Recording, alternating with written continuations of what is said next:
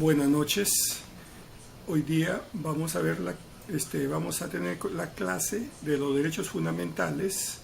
Estrictamente nos vamos a limitar al tratar sobre la estructura, pero también vamos a tener un breve concepto, una idea de los derechos fundamentales, y mencionaremos algunos autores para darnos una mayor claridad. ¿Cómo fundamentan estas personas? Bien, Antonio Trujillo Serra, en su obra Los Derechos Humanos, Madrid, 1977, ¿qué nos dice?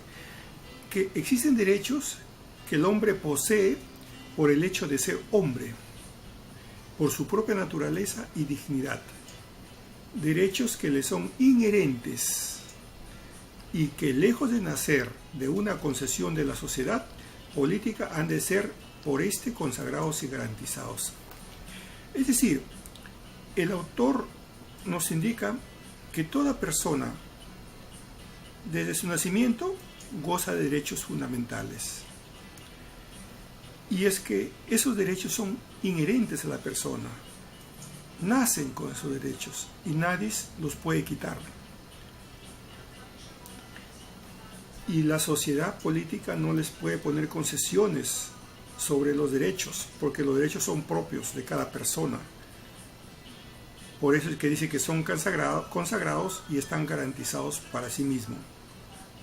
Y por ello es que dice que son inherentes. Hay que tener en cuenta entonces que los derechos fundamentales nacen con el hombre y permanecen durante toda su vida, porque los adquirió y esos derechos son intransferibles. Bien, doctrinariamente pues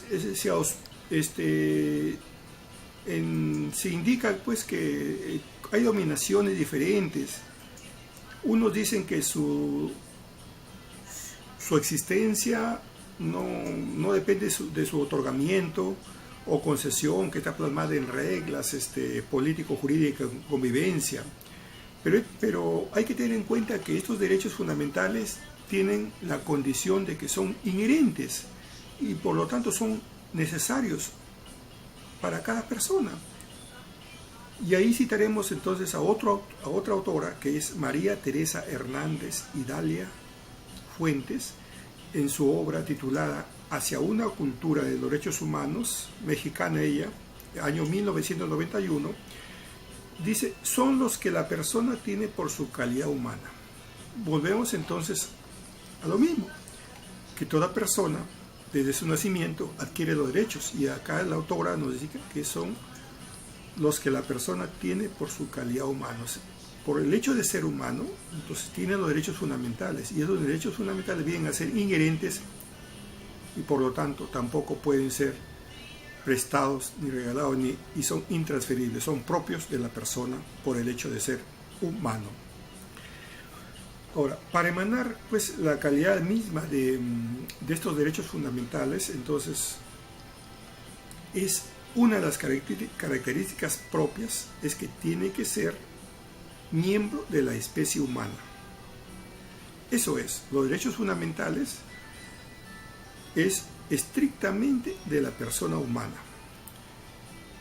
Y es que cuando se dice que los derechos fundamentales tienen que ser de la persona humana, es que por ello exige la sociedad y el Estado. La sociedad exige que todas las personas que son seres humanos tienen que tener derechos fundamentales, y para ello también el Estado, para poder normar y positivar en forma positiva en cuanto a las normas de los derechos fundamentales. De ahí pues entonces que dice que se dirige la persona como tal o en su calidad de ciudadanos. Entonces, en base a los derechos que tiene una persona, entonces puede desempeñarse como un ciudadano dentro de una sociedad ordenada, dentro de una sociedad, de un Estado constitucional. Entonces puede desempeñarse normalmente porque tiene los derechos adquiridos. Estos derechos pues tienen una expresión formal que son inacabables. ¿Por qué decimos inacabables? Porque los derechos son propios de la persona y duran toda su existencia de dicha persona. Y es que esos derechos hacen que la persona se pueda desenvolver social, cultural, política y jurídico.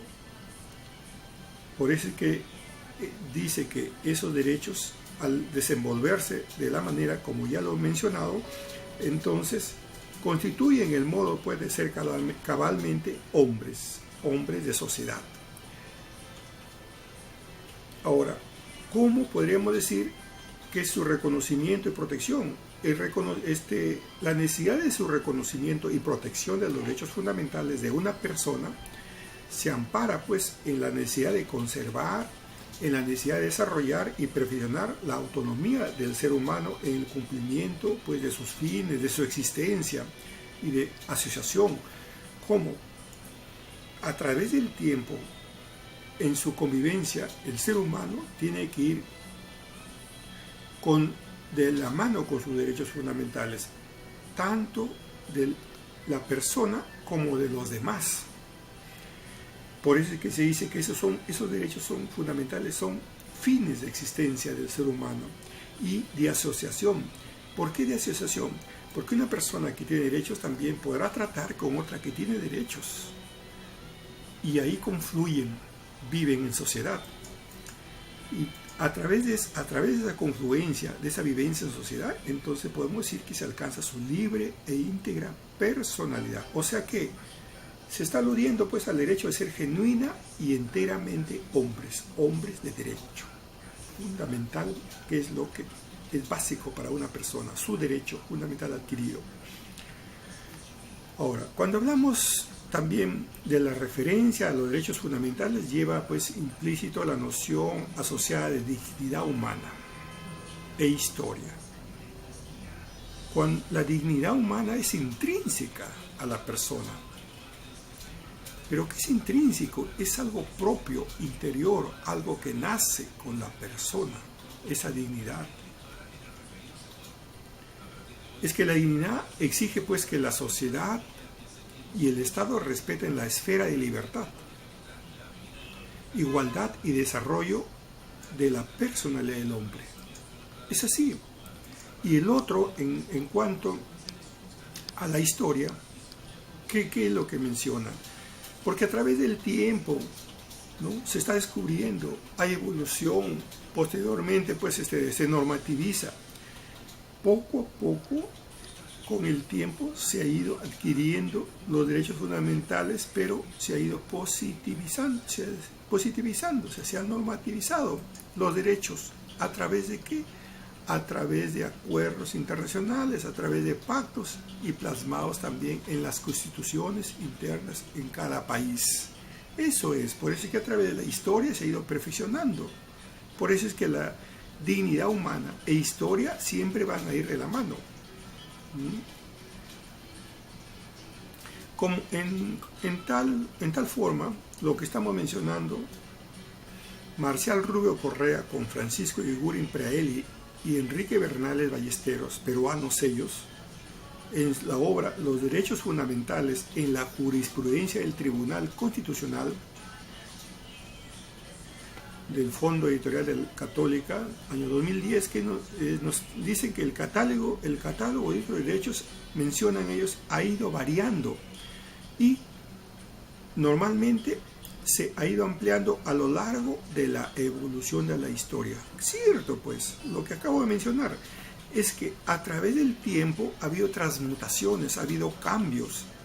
Antiguamente, pues, pocos eran los derechos que tenía la persona, pero con el tiempo, con revoluciones, con caídas de gobiernos autoritarios, monárquicos, déspotas, entonces el pueblo ha ido adquiriendo derechos, pero eso ha costado a siglos, no es de un momento a otro. Por eso es que la historia nos narra, y por esto es que estos autores nos dicen que ha ido variando y normalmente se ha ido ampliando a lo largo de la evolución de la historia. Pero ellos dicen en función de los valores y principios políticos.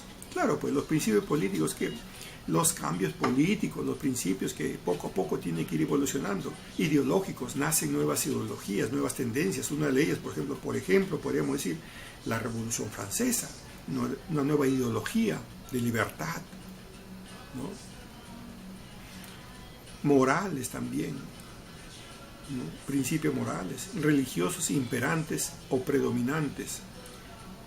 Acordémonos que en la Edad Media imperaba pues la religión desde el Vaticano, pero nacen unas nuevas religiones diferentes, el anglicanismo,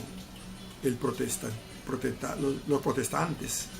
Entonces ellos van creando unas nuevas formas también de derechos, porque en la Edad Media pues qué derechos tenía la sede del Vaticano cuando aplicaba pues por decir la Santa Inquisición, cuántos derechos se violaban.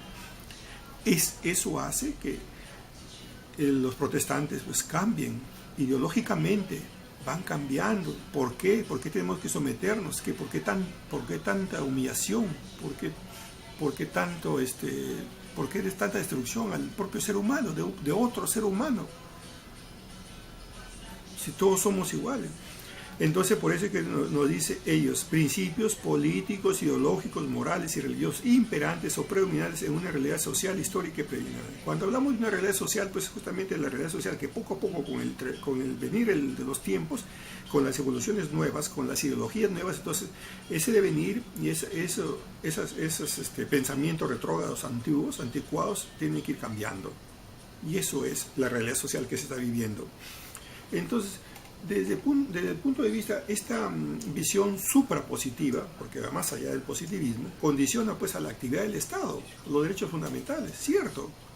Y la sociedad también asume una responsabilidad permanente, pues, en forma inexcusable de afirmar su plena verificación a una realidad que se está viviendo. Eso es. Por eso es que decimos que las estructuras forman de organización y funciones. De estas tienen como un fin, pues, entonces, garantizar, promocionar los atributos, las facultades, ¿no? que tiene todo ser humano para el cumplimiento de los derechos fundamentales.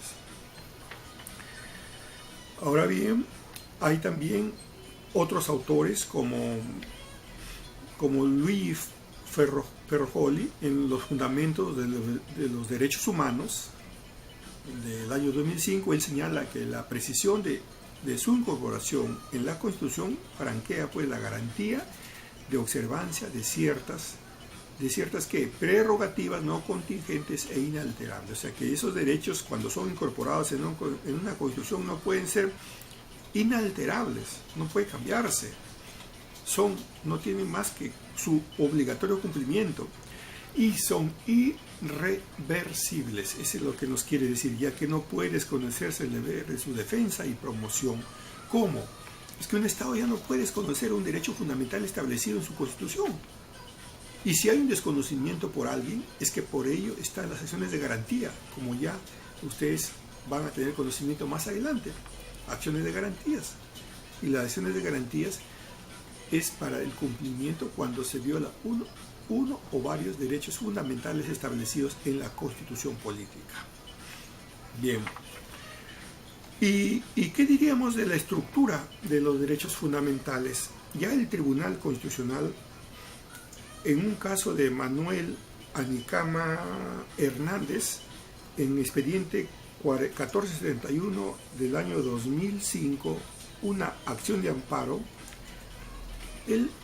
ellos, en cuanto a la estructura, han formulado pues una pluralidad de distinciones que contienen derechos fundamentales de la estructura. Y ello es, pues, primero, diríamos, las disposiciones de un derecho fundamental. Cuando hablamos de disposiciones de un derecho fundamental, es que estas deben ser entendidas como textos, como enunciados lingüísticos que forman un determinado precepto constitucional. Es decir, ¿qué queremos decir con ello? ¿Qué es la expresión escrita? Pues es lo que está plasmado, ese derecho fundamental, en la Carta o en la Constitución. Entonces vienen a ser pues expresiones con una pluralidad de frases, de palabras que se plasman en cada texto normativo de los derechos fundamentales. Y es ahí donde cada uno tiene pues una significación jurídica y tiene que ser vía de realización de una tarea interpretativa. O sea, cada derecho fundamental establecido tiene que ser interpretado de una manera correcta. En este caso, si hay una incorrecta interpretación, entonces será el Tribunal Constitucional el idóneo para hacer la interpretación de la Constitución o de lo que se está en discusión. El otro punto de la estructura de un derecho, cuando hablamos de la estructura de los derechos fundamentales, sería el segundo punto. El primero, no hay que olvidar que es las disposiciones de un derecho fundamental. Este segundo punto es las normas de un derecho fundamental. Estas normas deben ser entendidas como los sentidos interpretativos atribuidos a las disposiciones consignadas a la Constitución. ¿Qué es lo que menciona?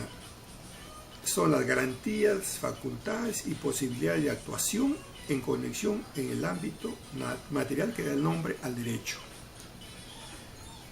Es en sí el derecho subjetivo, o sea, lo que nosotros interpretamos, lo que nosotros debemos conocer. El primero era lo escrito, lo que está plasmado. Esto es lo que nosotros, al leer eso escrito, al tomar conocimiento de lo que está plasmado, nos damos una idea. Por eso y esa idea es que es un interés individual reconocido y jurídicamente exigible. O sea que si nosotros vemos que se nos está violando un derecho, entonces exigimos el reconocimiento porque leyendo nos damos cuenta de que el derecho que nos asiste está siendo vulnerado. Eso es. Al respecto, José Víctor García Izaguirre nos dice, en cuanto a las normas de un derecho fundamental, es que señala que son el resultado de la actividad interpretativa. O sea, ¿cómo lo interpretamos nosotros? Si es correcto lo que nos están haciendo o es incorrecto. En suma, pues, vendría a ser pues disposiciones de formulación lingüística y normas, significados descriptivos que nosotros podemos tener, obtenidos por la vía de interpretación que nosotros le podemos dar. No el tribunal, no confundamos, sino la interpretación. Si es verdad que estos derechos fundamentales se están siendo vulnerados, entonces hacemos referencia pues a estos casos gramaticales aspectados ya descritos en el primer punto, y ahora en sentido jurídico, en este segundo caso, hacemos referencia al mandato descifrado por la hermenéutica constitucional, o sea, por el conocimiento filosófico, por lo que nosotros pensamos constitucionalmente. Y el tercer punto de la estructura sería, pues, cuáles son las posiciones del derecho constitucional.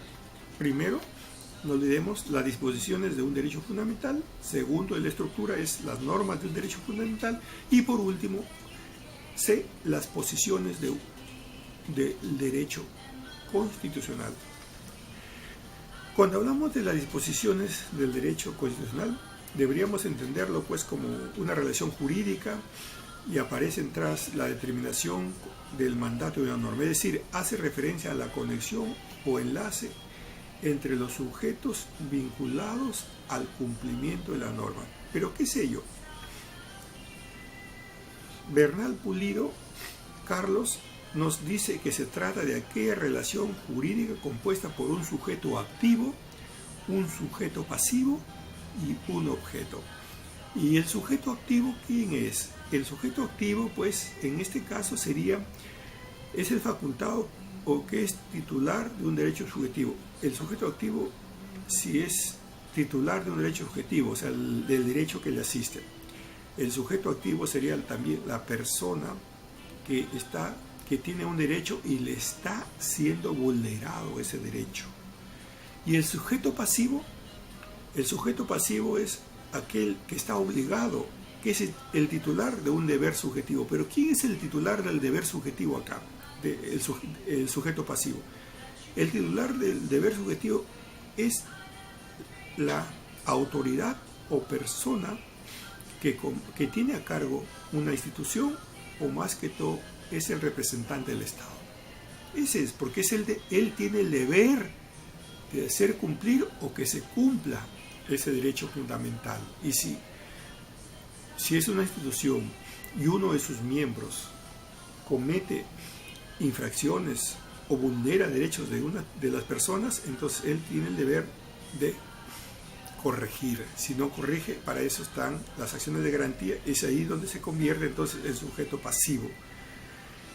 En ese contexto, y el objeto es lo que se pretende conseguir. Pues en ese contexto el objeto es la posesión, es la prestación, lo que queremos hacer nosotros. ¿Qué queremos? Es la realización de algo que se está preestablecido en la norma, o sea, que hacer que se cumpla lo que está establecido en la norma. En la norma, en este caso, sería el derecho fundamental establecido en la Constitución política, por decirlo. Un ejemplo, restricción al libre tránsito, está establecido en la Carta Fundamental. Entonces, ¿cuál sería el objeto? Que se restituya el libre tránsito si alguien está impidiendo. Ese es el objeto. Bien, señores, entonces, por ahora, eso ha sido todo, y será hasta otra oportunidad para un nuevo tema que trataremos sobre que es importante, sobre los derechos fundamentales. Muchas gracias.